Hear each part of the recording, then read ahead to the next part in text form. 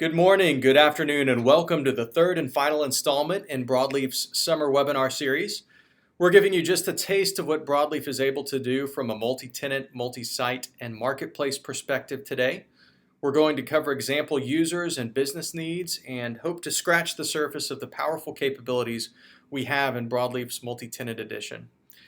This is Brad Buell. I'm responsible for marketing and partners here at Broadleaf. Let's dig in. Today we'll start with common grounds for defining terms, as we've found phrases such as marketplace, multi-vendor, or multi-tenant to be thrown around in the same conversation but can have completely different definitions depending on the audience. We'll put some business context around specific examples, from a multi-store owner looking to highlight specific store differences to an online marketplace manager to a person responsible for a B2B implementation with customizable sites for each reseller that they manage. We'll then dive into specific questions to ask regardless of the term defined, as there are many fundamental business and strategy questions that necessarily drive e-commerce platform and architecture decisions. And we'll discuss how Broadleaf can meet each end user's need. Through each of the user types, I hope to at least spark your imagination concerning your specific business or problem, as Broadleaf is an extensible e-commerce framework with a solid core architecture that's well suited to be custom implemented for a variety of business needs. And then finally, we'll wrap up with our live Q&A. As always, please feel free to use the webinar chat feature as we move through the presentation to queue up any questions you might have along the way, and we'll be sure to answer your questions at the end of the session. Our slogan for the past 5 years at Broadleaf has been e-commerce without limits. And as the global e-commerce market continues to come up with new terms to define how they run their business, there really has been no limits on the amount of jargon coming from the industry with a limited agreement on what some of those terms really mean.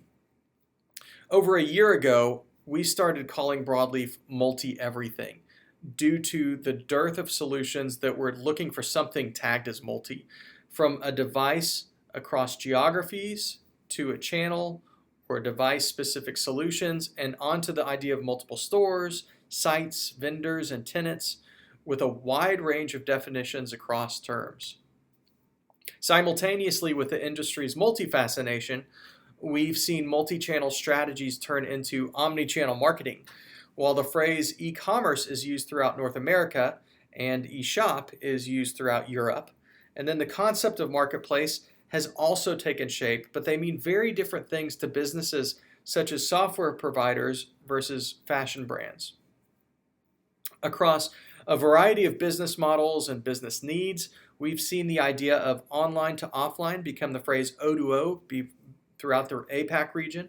We find businesses increasingly more aware of what having a platform as a service can mean in contrast to software as a service, and continue to see a renaissance in the online B2B space as analysts like Forrester and Gartner have started to hone in on an industry segment.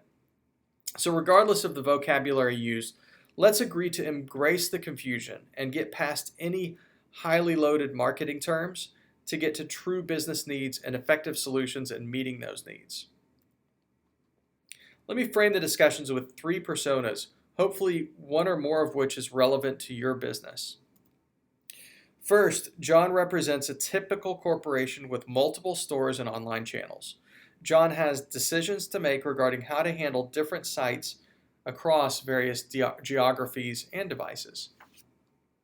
Jessie, on the other hand, manages an online marketplace, validating content updates from merchandisers and curating content for the site she manages.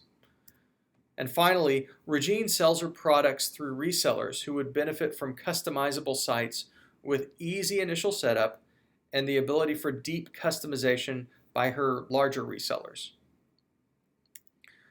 Now, remembering John manages multiple stores globally, his initial questions revolve around whether he wants or needs to set up a site for every store or needs different sites for either different geographies or device types. John could manage his stores using a single global product catalog and using Broadleaf's Enterprise Edition features such as price lists John should be able to manage his store as long as he's okay with the store having only one product catalog here in the US. John could also manage separate product catalogs, which he might need to do at a geographical or a device level. But the problem here, of course, is in the ongoing management of disparate product catalogs, which is hard to keep in sync with new and edited products across John's geographies in the US, the UK, and China. But finally, John has the ability with Broadleaf Commerce to deploy a product catalog based on the principle of hierarchical data management. John can centrally control his product catalog while allowing product catalog overrides at the geographic site level, which also works when defining other product category levels such as channel or device. So he's not limited by just geography in this example. And through any method of product catalog deployment, John can leverage Broadleaf Commerce to know the store inventory availability at a SKU level, again, across each of these strategies, which covers his multi-store concerns. Now, similar to John's product catalog decisions are concerns around content options. And similarly, with the ability to manage John's content view at a single global level, John is limited in only having one version of his content, though he is able to leverage current technologies such as responsive or adaptive design to determine the right fit if he's just concerned with the right device. Optionally, John can set up separate catalogs per content view across his content needs in the US, the UK, and China. Again, it just requires additional management of content data. And finally, with content views, just like product catalogs, Broadleaf Commerce is able to support hierarchical data management. It allows John to have centralized content management capabilities while allowing overrides to the content at a geographical site level in this example. So bringing it all together, John has the option to use any catalog strategy across any content strategy. John's able to manage geographies and devices either in an independent fashion or in a unified perspective. And again, with both his product catalog as well as his content view, John is able to leverage Broadleaf's hierarchical data management to centrally manage his work while allowing overrides at lower levels. Now, before moving on to marketplace needs and the second persona of Jessie, let's walk through Broadleaf's process in propagating change from a central source to a changed site. Out of Broadleaf's central administration console, a business owner can create an initial product. This product can be modified at a site level. So in this case, the price of the product is changed at the site level from $8.99 to $5. The central administration console can then be used to change data to be propagated through all sites or site admin levels that look to Broadleaf's hierarchical data management. So in this case, as an example, the price is updated at the central admin level from $8.99 to $9.99, and the brand name of Acme in all lowercase is changed to Acme in all uppercase. So the natural question here is, what will happen to the site-specific price change that the site admin made previously versus these new updates that were made by the central admin? Well, by default, Broadleaf Commerce will update the base product changes. So in other words, the name Acme in lowercase is changed to Acme in uppercase, but it retains the site overrides. So the product price of $5 at the site admin level overrides the central admin updated price. Now, customization can be done to force a central admin override on any field or any further business process logic, but the power here is clearly in centrally managed data with the ability to override changes at a site level. Now let's head back to Jessie's marketplace needs. So Jessie's options are somewhat similar to John's. She has multiple merchandisers, though, that are providing product catalog updates to her site. She needs to know how her vendors will be responsible for managing their catalog and inventory data, as well as their responsibilities with regards to fulfillment. Well, Jessie's first option is to centralize her approvals process, which can easily be handled using Broadleaf's workflow and approvals while distributing her content across, in this case, different geographies. While Jessie is able to curate content for her marketplace customers in this model, she does have to duplicate content between end sites and manage separate geographical sites. Alternatively, Jessie can keep her centralized approvals process and further centralize her content, again using Broadleaf's hierarchical data management.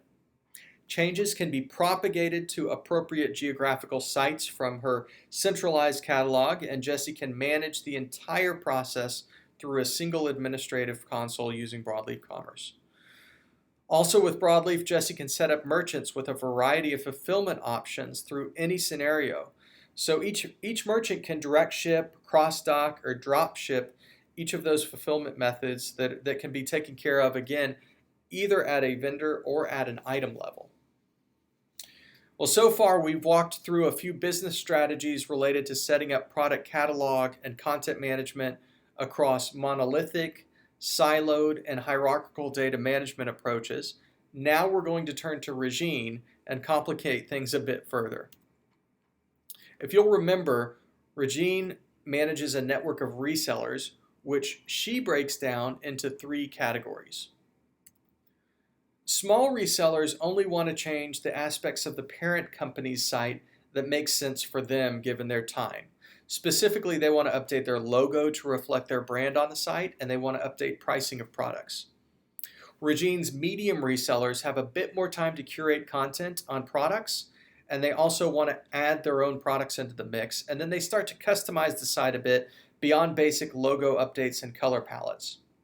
And finally, Regine's large resellers manage their own set of resellers themselves, providing each subsite the ability to manage custom catalogs and content. So like John, we'll begin with Regine's ability to manage product catalogs as she thinks through whether she wants each reseller to have the ability to establish and manage their own subsites or subcatalogs. Well, leveraging Broadleaf's hierarchical data management, Regine is able to push product changes through different regions, which propagate down, in her example, to specific geographies within each region. Regine is able to further set up each reseller with their own product catalog, with their own subcatalogs also as she sees fit, all while providing this centralized content control from top to bottom. Similarly, with concern to the management of content for reseller sites, Regine is able to set up separate content profiles within Broadleaf's hierarchical data management. This allows for each reseller to manage their own content with their own sub-content sites as they see fit, again with Regine's centralized control from top to bottom while allowing for overrides at each step. So let's talk about it with regards to Regine's different reseller sizes. Well, for Regine's small resellers, their address overrides a product catalog field to fit their needs, while their logo overrides a specific content profile. For Regine's medium resellers, product catalogs are taken from a mix of geographical product catalogs to create the reseller site, and a base set of content in English is used to create their custom content. And finally, large resellers are able to mix and match product catalogs and content profiles, which create sub-resellers from their large reseller profile and custom sites based on specific business needs that the large reseller and their sub-resellers have. So through every level of Broadleaf's hierarchical data management structure, the ability to make simple configuration changes through specific custom development all the way through is achievable due to Broadleaf's highly extensible, customizable architecture that fits the simplest, again, to the most complex of business needs. So through each of the multi-site, multi-tenant, and marketplace solutions we've talked about, this term of Broadleaf's hierarchical data management. We've talked about it both at a content as well as catalog level. And the idea of allowing centralized control with override capabilities is something we believe at Broadleaf we do better than any other e-commerce framework on the market today. It helps you centrally manage data so you're able to write once and deploy everywhere.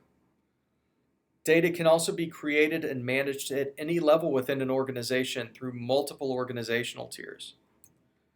And lower organizational tiers can keep the differences and customizations which are important to running their business while not affecting higher levels in the hierarchy. Being within the Broadleaf framework also means that any changes can be managed through Broadleaf's workflow and approvals process, allowing business updates without having to involve IT. And reporting is maintained for changes at every and any level, which ensures that proper accountability is put into place. Well, we've given you just a taste of what Broadleaf is able to do from a multi-tenant, multi-site, and marketplace perspective. We've covered it at a high level here, and we'd be happy to get deeper technically with you or work through any specific business needs you might have. But with that, we'll turn it over to questions. Please use the chat feature of WebEx to ask any questions, and we'll work to answer them in the order we receive them. So first question, can I separate tenants from an infrastructure perspective if I want to run different tenants through different hardware? So Broadleaf's architecture does support the idea of some tenants being in separate infrastructures, but we'd want one of our architects to talk with you about specific needs. So please email us and we'd be happy to discuss exactly what you're thinking. Okay, second question, I understand the idea of centrally managed or of central management with site overrides. Can you set up the system so that specific data fields do not have the ability to override? The answer is yes, you can set up security rules. Those security rules can be set up at the field level so that some fields are read-only and other fields are editable. Hopefully that answers your question.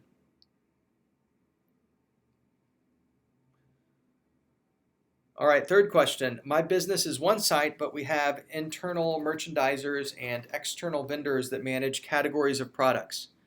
Could I use a catalog hierarchy to give each user access? So there's a couple ways that you could accomplish this. First of all, you could use Broadleaf security. We have what we call row-level security so that certain users can see certain categories. But there could also be a catalog hierarchy. And we talked about that in John's case. We also talked about what sounds like could be a central product category in Jessie's marketplace example. In Jessie's marketplace example, you could use Broadleaf's workflow and approvals process, if you recall, along with catalog changes made by both internal employees and external vendors. And that could be a good solution for what you're looking for.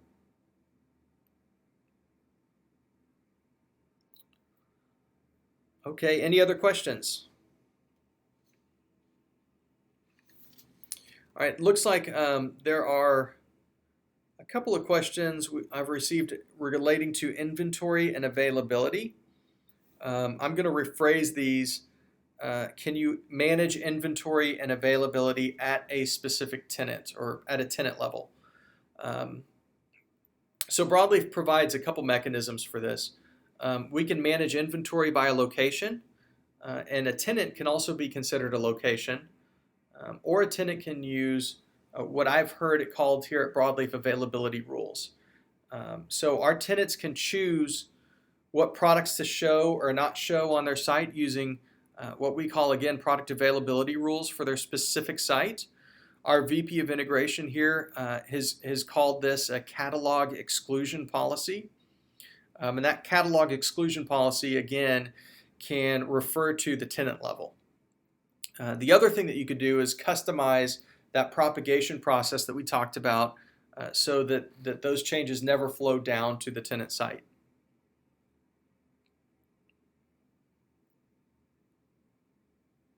All right, next question. This is a fun one. Should we deploy a different site for our mobile customers? And that's a loaded question. But in all seriousness, there is some healthy debate in the industry regarding this, and we have Broadleaf clients that do run a mix of separate mobile or MDOT sites. Some use responsive design, which utilizes the same front-end code but optimizes the view based on screen resolution. And we've also got Broadleaf clients using adaptive design, which takes into account the device to which the site's serving content in order to decide what view and content to deliver. And so while I'll take the consultant approach here and tell you that the answer is it depends based on what your needs are, I'll also mention that for the technical listeners out there, since Broadleaf is based on the Spring framework, one great option for adaptive design is to leverage Spring Mobile, which really does plug into Broadleaf nicely.